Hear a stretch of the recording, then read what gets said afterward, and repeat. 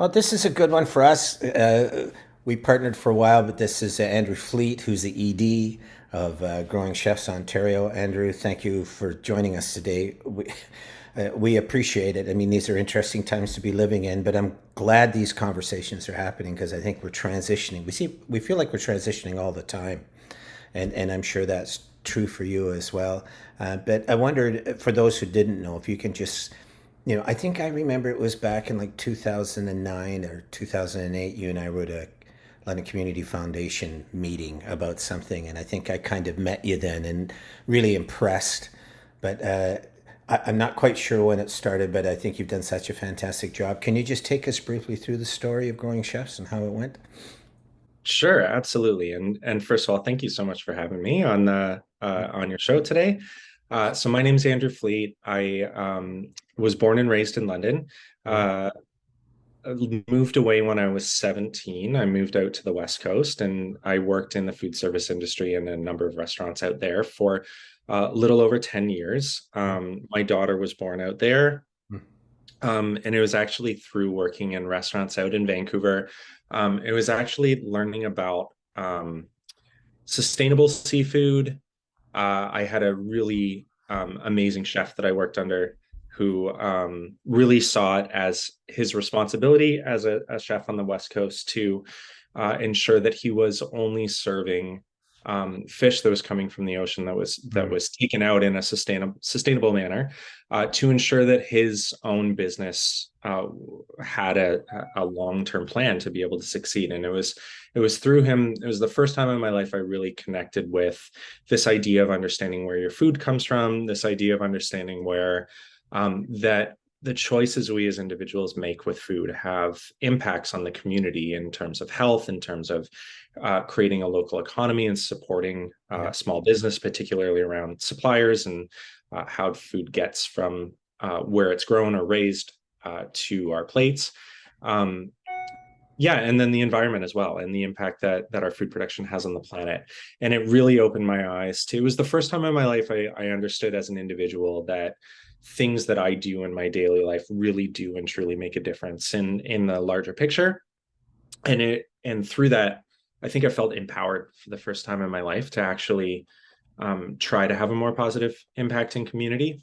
And then personally, my parents were both teachers. My sisters both work in schools, teachers in EA, and so the idea of growing chefs, which was taking professional chefs and food service professionals and trying to give them an opportunity to talk to young children about exactly what I just mentioned, their passions for food and their passions for understanding how our food system works and how we all need to be aware and take some responsibility in the fact that we have some responsibility to make sure that our children and their grandchildren are able to grow and raise and have access to food like we do.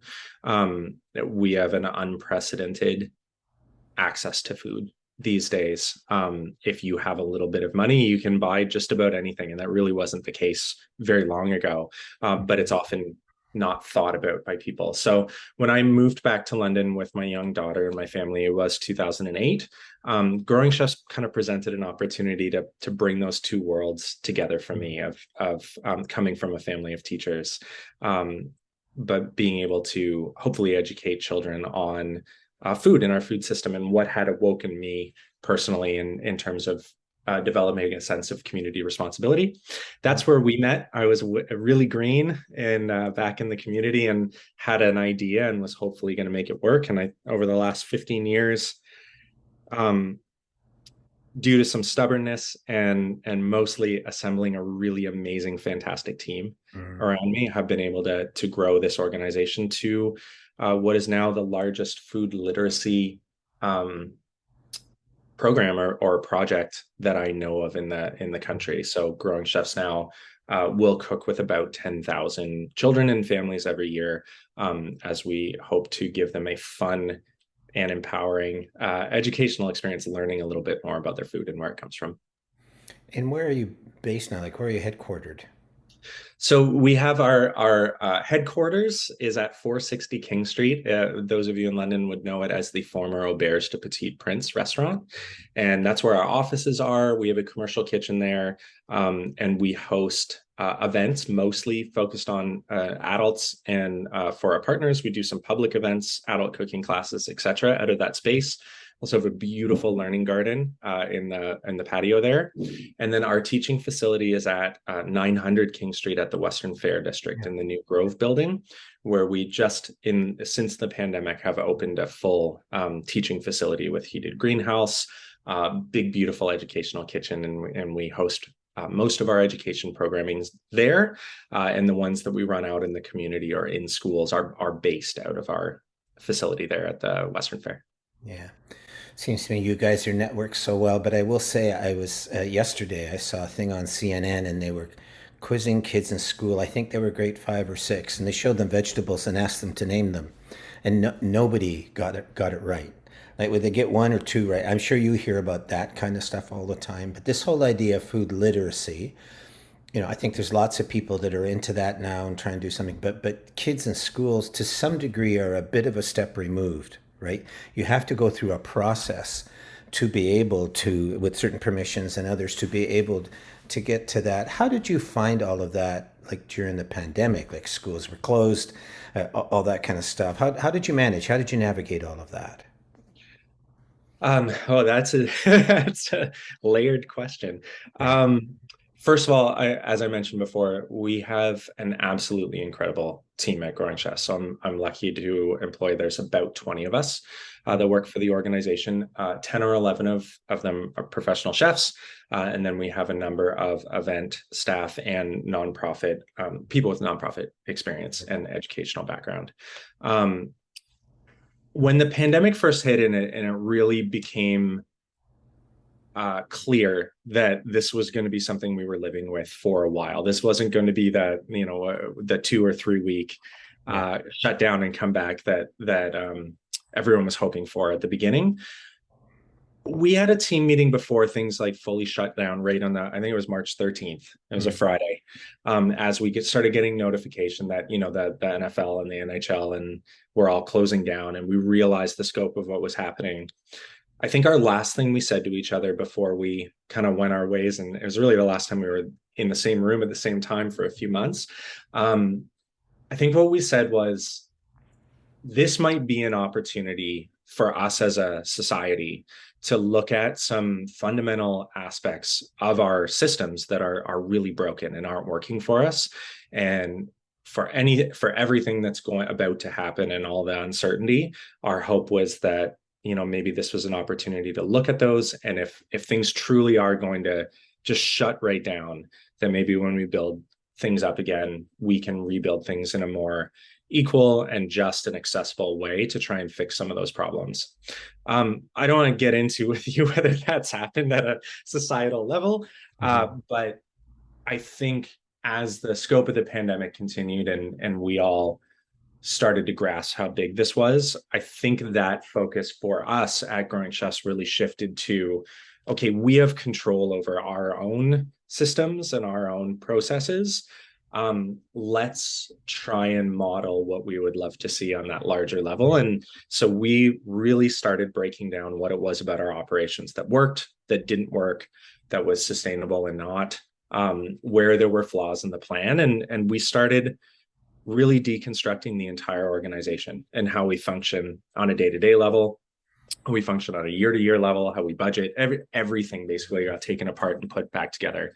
Our board of directors was amazing and really supported us through that process. And over the last 3 years, we have completely redesigned how we design and deliver programs, how we look at our role in the community, how we evaluate whether or not we're working towards achieving our mission.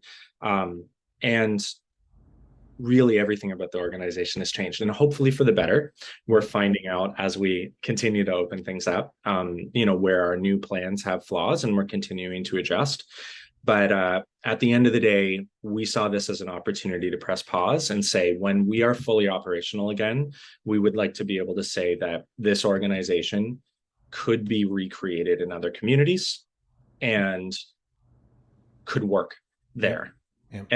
and really have been pretty brutally honest with ourselves about where there are and are not issues with that narrative, and we've been trying to address that. And so some of the things we've seen is, just the delivery of programs where we're going to move forward with a hybrid model of both virtual and in-person programs. Hmm. Those in-person programs are more focused on repeated participation from participants, so working with school groups more than once, offering community programs where children and families can come back week after week for a 6, 8, 10 week cycle, where we're more focused on understanding how to create long-term change and how to make sure that the work we're doing with our participants really does make them want to go home and think more about how they can continue um, bringing about positive change in their community through their own personal food choices, whether that's reconsidering what food access looks like for those that are less fortunate, whether that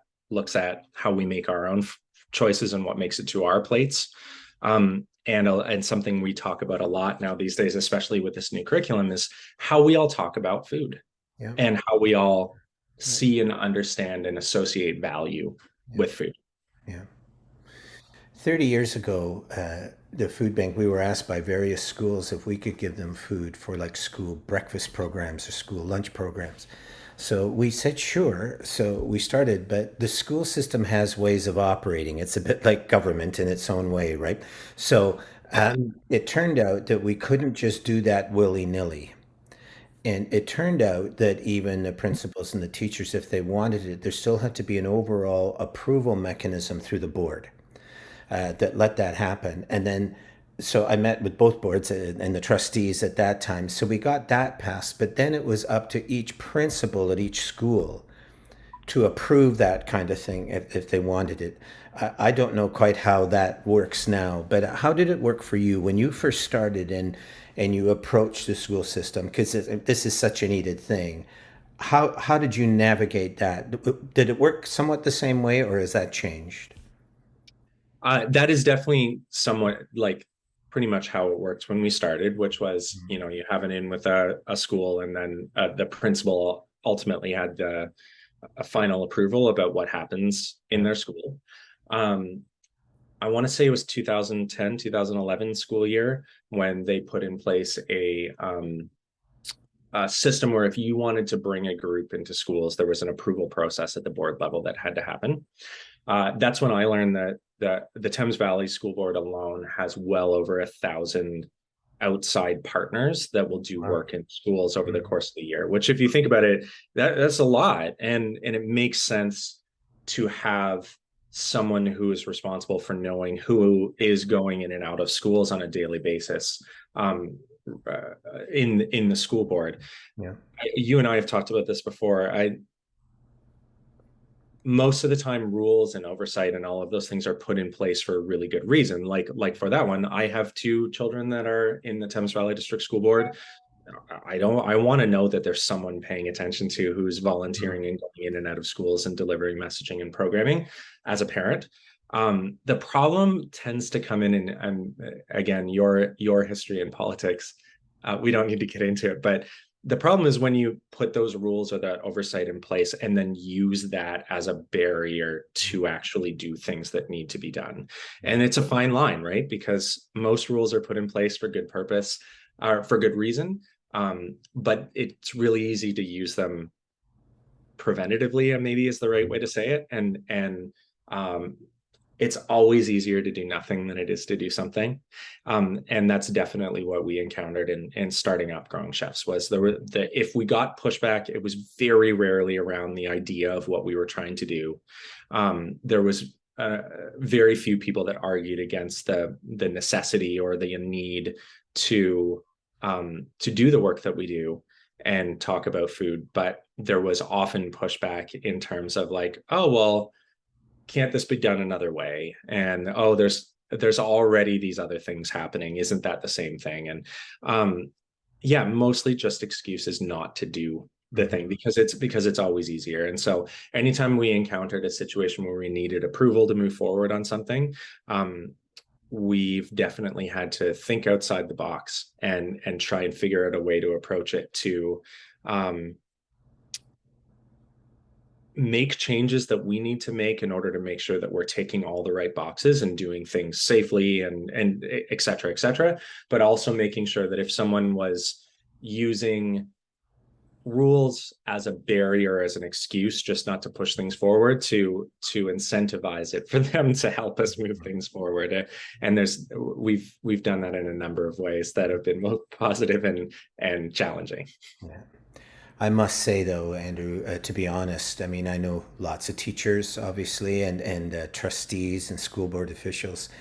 They've all spoken in glowing terms around growing chefs and about you, but I have not ever heard one negative comment from any of them. They're probably there, as there would be for all of us, but it seems to me that as challenging as that was, you navigated that. And I'm sure it took you time to be able to bring all of those things on side. So, do you feel now that you're kind of where you need to be now to be able to expand more with the schools and other things as you wish to be, or do you still feel there's more to do? I think we need to talk about curriculum shortly, but before we do that, do you feel you're in that position now? Yeah, we've definitely reached a level of, I don't know if maturity is the right word as an organization, where we've established ourselves anyway in a way that that pushback generally isn't there. In fact, I get to, and I really enjoy this work, but get to spend time. Oh, dog toy. My apologies. Didn't know it was down there. I get to spend a bunch of my time helping organizations in other jurisdictions learn how we navigated challenges with our school board, and how to. It's super easy when you're trying to establish yourself to get hung up on the why of what you do, and just kind of hide behind your passion. We were lucky enough that again, my background, I think, in restaurants, get kind of was never afraid to look at what you were doing and go, how can we do this differently or better or make this easier for the people that we're working with? And that willingness to constantly revisit and redefine how we go about doing things was what helped us, and ultimately what allowed the school board to, what maybe forced the school board to go, okay, they're willing to work with us, we need to work with them as well. And just, that was very kind what you said about, I mean, it takes a long time to develop a good reputation where people tend to say positive things about you. I definitely have to give credit to my whole team and those of us who came from a food service background. I think that's a direct correlation to those the skill sets you learn in the food service industry, where you do look at the guest experience or the customer experience, or in our sector, it's the participant experience, and saying that is the top priority and that's the first thing. And regardless of how often you feel like you have to stand on your head, we go into each and every one of our kids' cooking classes with the same intent and the same attention to detail as we would in a serving a $300 a plate meal in a high-end restaurant. And I think that comes across, and that's why people tend to go, oh, this is a cool program. Mm-hmm. That's great. Now, you can come along with the program and an idea, and I think it's pretty great that the school system has these 1,000 different groups that you're talking about. That shows a certain openness there. But you're obviously having to lobby inside the ballpark, so to speak, to try to get a lot of these things working. In some places are challenging, and other places are more open.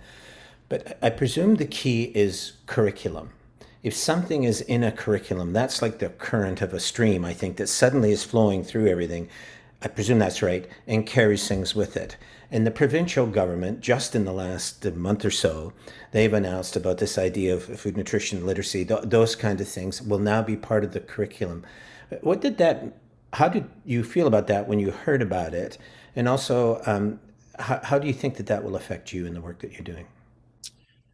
Okay, I'm going to try not to give you too much of a long answer, but the first start of it was, I mean, I brought a curriculum that was developed in BC. That's where Growing Chef started, where I started volunteering with Yeah. them.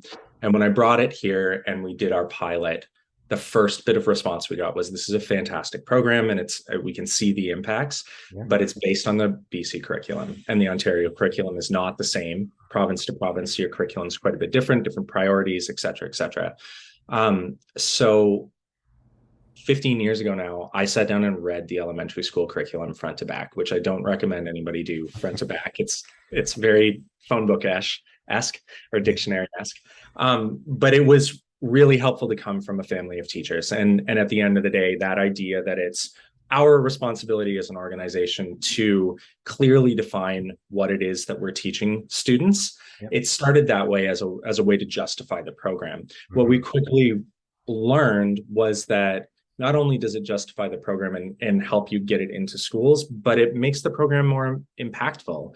And the first thing that we did was apply this idea of curriculum to all of our programs. And what we found was, just as an example, we're in a community program in a community center somewhere. And let's say we had a participant, I'm going to tell you a story, had a participant who was very nervous coming up to the table. We were making like a taco spice, and all they were supposed to be doing were measuring spices. But the smell of the spices, this child was just had a higher sensory like trigger, Yeah. and it was making him feel anxious with all the strange and new smells. And we pulled him aside, and one of my staff said, "Hey, how old are you, buddy?" And he said, "Oh, I'm 9 years old." And I said, "So you're in grade 3, or are you in grade 4?" Or he said, "No, I'm in grade 3." And he said, "Okay, great. So you're learning about fractions and math this year." And he goes, "Oh yeah, yeah, we learn about fractions." And they're like, "Okay, this is exactly the same thing. When Mm-hmm. you come up, just help me find the fractions. We're going to measure fractions of a teaspoon of all these ingredients." Yeah. And we saw this kid's eyes light up. And when all of a sudden it wasn't about the Got it. strange Yeah. smells or Yeah. the unfamiliar things, he was bringing something to the table that he Mm-hmm. knew, was familiar with, and confident in. Yeah. And it changed the entire experience. That was a huge lesson for us in the power of curriculum and making sure that things were age appropriate and relatable. And then we started getting into all the research around how when you teach children a concept that crosses curricular boundaries, so they're learning math through reading music, or they're learning science through actually watching plants grow, it tends to result in deeper learning from the children. And we saw cooking as this incredible vehicle to deliver lessons in all of these different curriculum areas like science and history and geography and literacy and math. So we went about aligning all of our activities and lessons with all of these areas of curriculum where we were teaching these concepts, but we were just using food as that vehicle. And so we went through the process of every activity we did being linked to the curriculum at some point. About 2018, 2019, we had the opportunity, our partnership with the school board had developed enough that we got to sit down with their curriculum team. They reviewed all of this work we'd been doing over 10 years and actually like gave their seal of approval on it, which really validated things for us. And that was the biggest change for us as an organization, was having the curriculum team say basically these lessons that they've developed, no different than ones we would have developed. The curriculum links are great. And then teachers could suddenly grade their students in our lessons. That made a huge change. And so I started sharing this work with other organizations across the province. And through the pandemic, when the Ministry of Education at the provincial level was starting to look at curriculum change and food literacy and embedding it in these subject areas, we by that point managed to make it into some community stakeholder meetings, and we got to contribute our thoughts. And we, as a network of food literacy program providers across the province, got to submit to the Ministry of Education some of these curriculum ties that we had developed over the past couple of years, and how we'd come to that conclusion, how you can use food to teach these areas, both with cooking, with nutrition, or just using food as a subject to teach some of these areas. And we were so thrilled when the Ministry of Education contacted us through that process and said, "We love this work that you've done," and they actually used it to create this new curriculum. So this year, the new science curriculum has come out, kindergarten to grade 9, and food literacy is a unit in every single grade. And what's really exciting for us is a lot of this work that we did at Growing Chefs and as a network across Ontario is included in the curriculum, sometimes almost verbatim. So indirectly, we got to be a part of writing that curriculum. And huge kudos to the Ministry of Education for not recreating the wheel and building off of the work that so many of us have been doing. And that's changed everything because now the ministry is looking at other subject areas. And I believe the target is looking at in the next few years to make food and food literacy a common thread throughout school curriculum, and using it to teach about how we as humans impact the planet, how to feed a population sustainably in a larger ecosystem, and then using food as a better understanding other cultures and understanding how you apply things like math and science to your daily life. It just makes sense, and I think is going to be the starting point of a shift in how we will eventually talk about things like food security. Because if we can get the average person in the population more informed about food, seeing food as having more value than they do now, that's when you're going to see, I hope, that's when you're going to see the average person look and go, food is much of a more of a higher priority to me, and I understand it.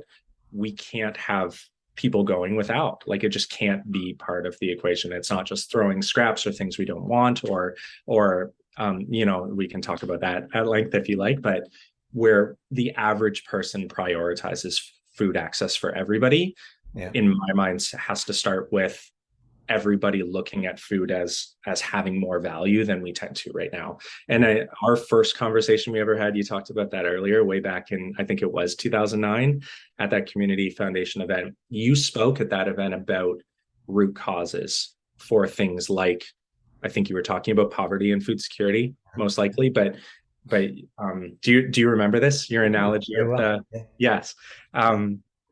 And when you spoke about that, that really stuck with me and inspired me. And we talk as a team at Growing Chefs almost every time we sit down as a team together and talk about root causes. Is this work that we're doing actually working us towards addressing what's causing these issues? Because if it's not, we're likely not fixing the issue. We're just band-aiding it. And that has become a really principal thread through our whole organization.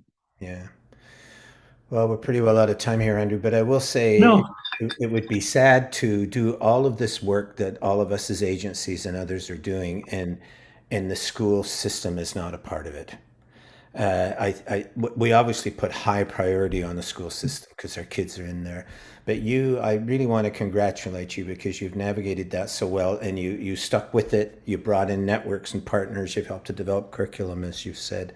But I think for the rest of us, for instance, if the food bank was just operating and these kind of things weren't getting in the schools, we would be thinking, what happens in the next generation then? Who's going to take this kind of stuff and go with it? They need to be better educated, as we have been, as we have learned in the process. So please congratulate your team for me. I know some of them, but you folks have all been so awesome. Haven't heard anything negative, as I said, and I think the social people, while that is, you've really done your work, Andrew, and I really appreciated our partnership with you. But thanks for what you've done for the community. We'll circle back again, talk a bit more about curriculum, maybe closer to Christmas, and just see how that is kind of working itself out. So. Absolutely. Well, thank you so much for having me on. Thank you also for the work, obviously, that you guys do. It's so needed in the community, and we're thrilled just to be a part of the landscape for the many of us that are working on food-related issues here. And if anyone's interested, growingchefsontario.ca is our website, and you can find out more. Please do sign up for our newsletter and stay in touch. And lots of things to come. Thank you for having me on. Sorry I talked so long about things. We didn't get to everything. Just gives us a chance to talk again, so it's all good. Thank you, Andrew. I really appreciate it. Thanks, Glenn. Take care.